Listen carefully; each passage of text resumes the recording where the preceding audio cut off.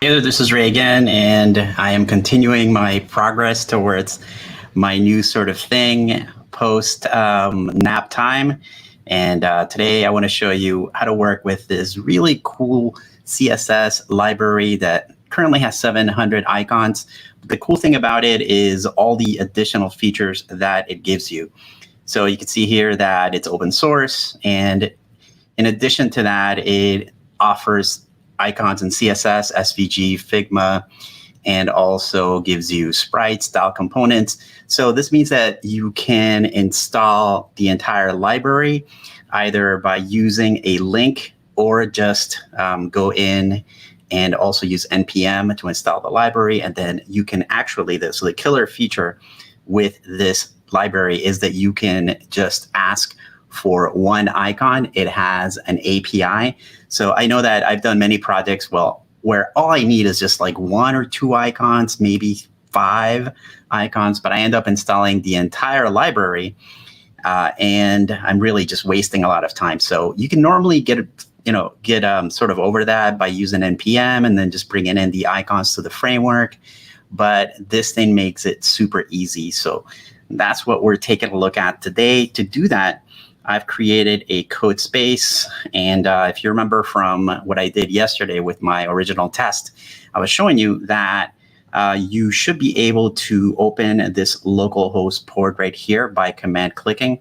And it's weird, when I went home, I could actually do that. But once again, when I got here to this office, I could no longer just get to the code space by command clicking. But I did discover that there is this handy dandy little sort of icon down here in the icon palette. It's called Remote Explorer. And this actually shows you any forwarded ports. So when you run the gulp process for this project, you are going to create some ports like you would in your local directory. And with those ports, you can preview your sites. Now, the way that it works for code spaces, since you won't have a local host when the thing is being hosted remotely on a Docker container, is that you'll need to work through forwarded ports. So usually what I do is type in this localhost 3000 into a browser, or the gulp process actually opens it up for me. But in this case, I have to actually come here to this icon and then double click on one of these ports. And then you can see that it opens up a window with a hash and a weird forwarded port. And then you have your your preview.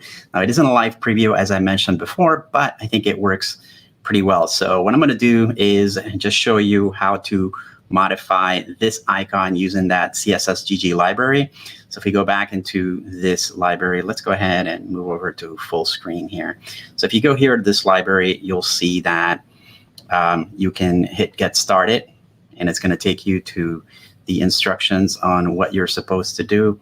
And so if you scroll down right here, you'll notice that you can install all icons really easily just with a link like you would in most other frameworks. So you could just copy this and put it in your project. So let's go back into code spaces and let's close out this README, go back to the Explorer, open up this build folder.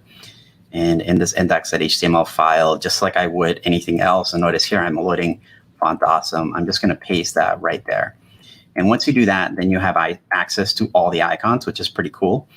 So to show you that, I'm going to add something to my brand icon. And that one happens to be around here. Let's see. So here's the brand icon, right, which right now has a cube, right, this little cube right here that I got from Font Awesome. So then it means that we need to go and look at this app right here. This is where you find all the icons. I think the icons are a little bit small here. They could be a little bit bigger. They're kind of hard to see them. I mean, I can make the window bigger, but I think they're just a little bit undersized here. So here you could do a typical search. I'm going to look for the home icon, and then I can just there's actually a home alt and a home, so I'm just going to use the regular one. And here you can see how you would implement this in a project. You can implement it by including the CSS if you want to, which is right here. you can click on the SVG tab and see how you would import this from a file, or actually you can import it directly from this URL, which is right there. And you can also use TSX. I don't really use that, so that's weird. Probably style components. So let's go back. We're just going to do, actually not going to use any of this, so I'm going to use collapse here. And all you have to do is make sure that you include the link right to that file. And then you can just include this markup right here. And let's go back into my code space. And I'm going to delete this cube right here. And I'll paste it. I'm going to save this. And then I'm going to come over here and refresh this page. You can see the icon coming up right there. Now, one thing I don't like about it is that, as you can see, it's actually telling you that, or it's actually displaying it as a block element, which I'm not sure why it's doing that. You know, I could modify the CSS easily enough. So since I'm using Bootstrap for this project, let's go ahead and go back into the code space. And we'll just add a couple of more classes here. So we'll do, let's see.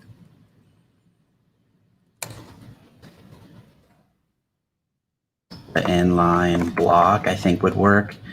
And then we'll switch over here, refresh. And I think it's just the inline block. That. So yeah, now it appears side by side, but now it's not really spaced properly. So I'm going to have to go back and then add maybe a little bit of margin and padding here. So margin right, 2 units.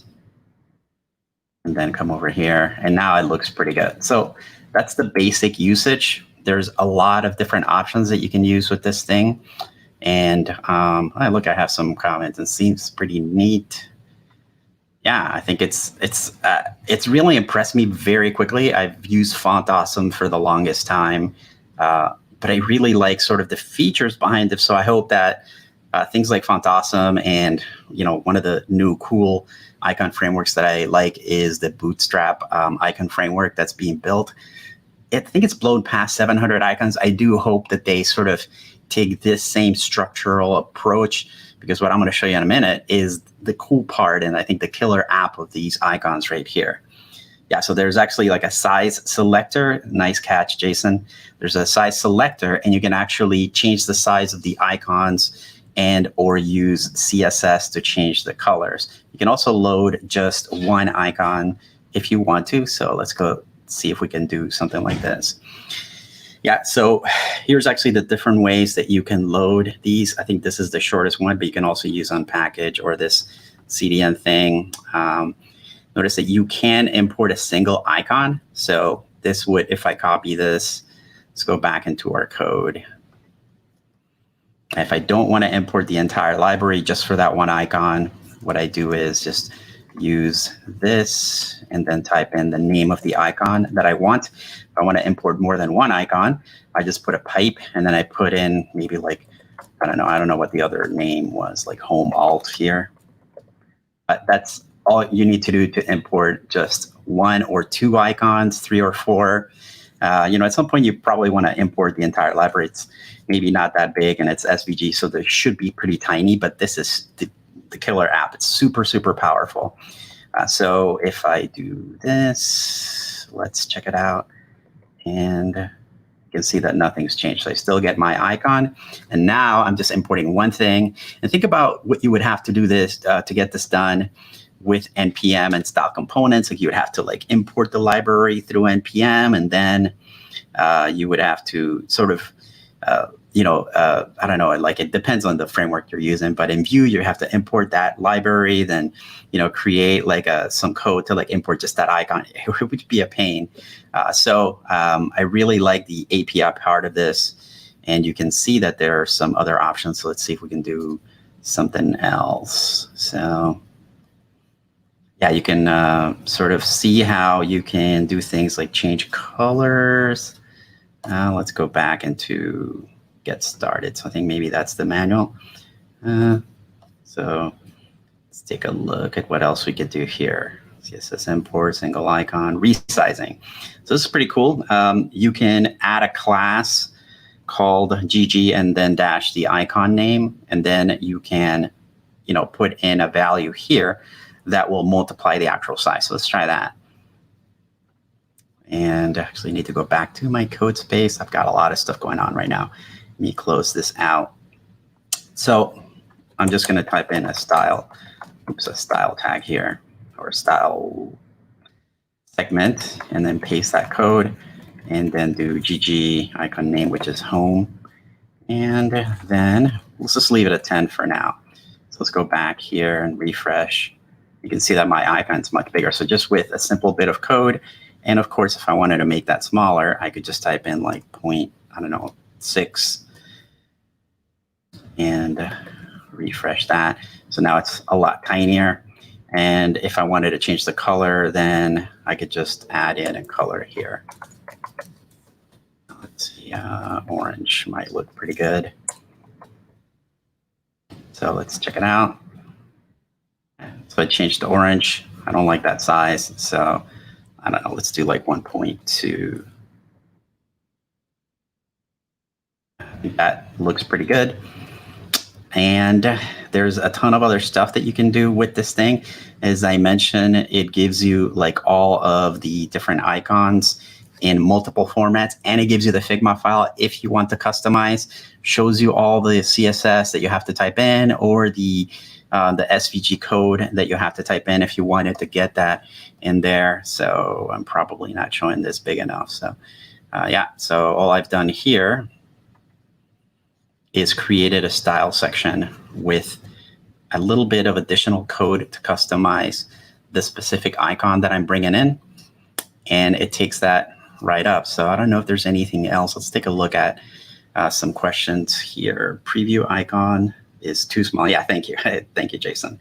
So yeah, definitely. I'm getting better at this, but I appreciate the note. So yeah, thanks for sharing. I appreciate that. Crisp and clear. Let's see. I'll try this. Yeah. Let's see. When you view the entire icons, make the block of islands. Yeah, I agree with you. Right now, previewing the icons is just a pain because they're so tiny. I'm not sure why they are doing that, but that could definitely be an improvement in this app section. Also, I feel like the amount of icons isn't very significant. Like, it's not comprehensive yet. So this could definitely be something that people can contribute to. It's an open source project. Look, it has animations. And you can also kind of change the color of the icons directly here, I guess, if you want to preview them. And then, the large XL. So these are different sizes, I guess. But you can easily configure that with what I showed you before. Maybe this is why they're keeping the sizes of the boxes so large here, that they wanted to be able to show things in, and here, so there's a open in Figma button right there. And let's see, there's like options. Let's see. So as I mentioned, I think the interface could be a little bit better, but there's already been so much cool work. And if you read the manual, you can find out a lot more about the type of things that are possible in here. Let's see, you can link to the path directly in SVG. You can also just get one icon. I like that you can actually just link directly to the icon, and it's a CDN, so that once you've used it once, it's going to be cached into your computer. So I don't know what else I could show you from this. I think that's probably enough for now. Let me know if you are enjoying these different sort of code sessions. I have a hashtag that I use on LinkedIn Learning, and it's called raybotil. You can find me just about anywhere at Planet of the Web. I'm on LinkedIn, Twitter, or even like Flickr, just anywhere as Planet of the Web.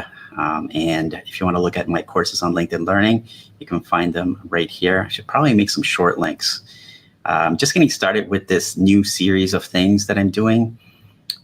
This is the project that I'm showing. This is the repo for the project that I'm showing. It's a course that I recently did on GitHub. Scrolling animations. It's actually pretty cool. So it shows you. Let me kind of preview that while I'm sort of at it. So this course, there's not that much going on, or it doesn't look like there's a lot going on here. But the purpose of this course is just to show you how to do different kinds of animations, including like scrolling and parallax, where things move at different paces. And I show you how to do that with just plain old JavaScript. I show you all the ways of doing that with CSS. And I show you how to get into like request animation frame, and then use some of my favorite libraries. So GSAP, I love GSAP, fantastic library. You should totally check that out. Super powerful. And then also Scroll Magic, which lets you do effects like this, where the browser stops the motion of the elements, and you can really control how the animation works as you speed through the page. So I can also trigger things. So you can trigger things on position, and then you can also modify how they reverse when you go the other way. So check that out if you can, and hopefully I'll come back soon and do some other stuff. Let's see, before I leave, see if there's any other comments. And no, that's it. So we'll talk to you guys soon.